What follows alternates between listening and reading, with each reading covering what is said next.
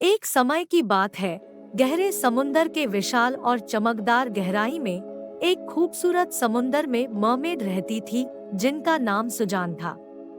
सुजान एक प्यारी और एकजुट परिवार का हिस्सा थी, जो एक रंगीन कोरल रीफ में रहता था। वे अपने दिनों को साथ में तैरकर, समुद्री डॉल्फिन्स के साथ खेलकर और मोहक गानों का गाना गाकर बिताते थे, जिनकी ध्वनि समुंदर में गूंज जाती थी।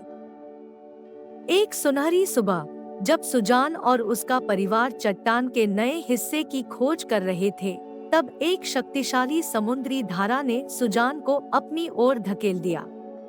सुजान ने कोशिश की कि वह अपने परिवार के पास वापस जाए, लेकिन धारा बहुत तेज थी और वह पानी में खो गई। सुजान डरी हुई और चिंतित थी। वह घंटों तक तैरती रही, अपने परिवार की खोज करती रही, लेकिन वहां कहीं भी उनका पता नहीं था। सूरज डूब रहा था और सुजान डरा हुआ महसूस करने लगी। जब वह उम्मीद छोड़ने के बराबर हो रही थी, तो अचानक उसे समुंदर की गहराई में कुछ चमकदार दिखाई दिया। उसने एक जादुई पत्थर देखा, जो एक प्रकार की रंग-बिरंग रोशनी के साथ चमक रहा था। सुजान ने उसे उठाया और उसे छूते ही उसे एक गर्माहट और सुखमय एहसास हुआ। यह पत्थर उसकी एक इच्छा पूरी करने की शक्ति रखता था। सुजान ने अपनी इच्छा के बारे में ध्यान से सोचा। उसने अपनी एक इच्छा पूरी करने के लिए पैरों की जोड़ी की इच्छा की, ताकि वह ऊपर के जगह की दुनिया को देख सके, जिसका वह हमेशा सपना देखती थी। जैसे ही उसने अपनी इच्छा की, उसकी चमकदार पूंछ 2 पैरों में बदल गई। अपने नए पैरों के साथ सुजान ने सतह पर तैरकर अपने आप को एक खूबसूरत समुंदर किनारे के पास पाया। उसने पानी से बाहर निकलकर गरम गीली मिट्टी पर चलना शुरू किया और अपने चेहरे पर सूरज की रोशनी का आनंद लिया। यह पहली बार था। वह ऊपर की दुनिया की सुंदरता को देखकर हैरानी में डूबी। सुजान जब समुंदर किनारे की खोज कर रही थी, तो उसकी खूबसूरती का ध्यान एक राजकुमार लियो ने खींच लिया, जो किनारे पर एक सैर पर था। वह सुजान की खूबसूरती और सौंदर्य के प्रति मोहित हो गए और उसकी ओर बढ़े।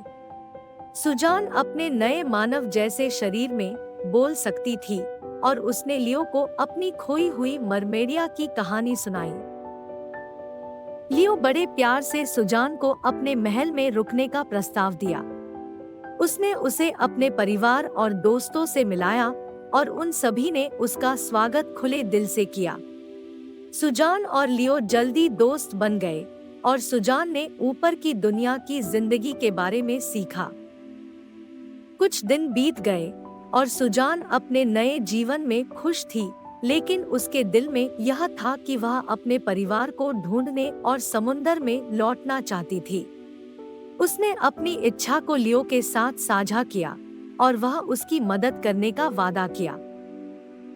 मिलकर वे समुंदर की ओर बढ़े और सुजान के परिवार की तलाश करने लगे।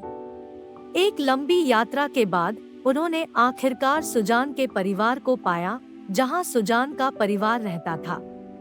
सुजान ने अपने परिवार से मिलकर खुशी से खिल उठी और उन्होंने भी उसे देखकर खुश हुए। हालांकि सुजान के परिवार को दिखाई देता था कि वह अपने नए जीवन को पसंद करने लगी थी और उसकी दोस्ती लियो के साथ वे उसकी दोनों दुनियाओं में होने की इच्छा को समझते थे। एक दुखद मन से सुजान ने अपने समय को समुंदर और समुंदर किनारे के बीच बांट लिया। अपने परिवार के पास समुंदर में जाती और प्रिंस के महल में लौटती जब भी वह चाहती। सुजान की जिंदगी एक सुंदर दुनिया की तरह बन गई थी और वह अपनी इच्छा पूरी करने वाले जादुई पत्थर के लिए आभारी थी। वह लियो के दोस्त बनी रही, जो उनकी मित्रता को मूल्य देते थे।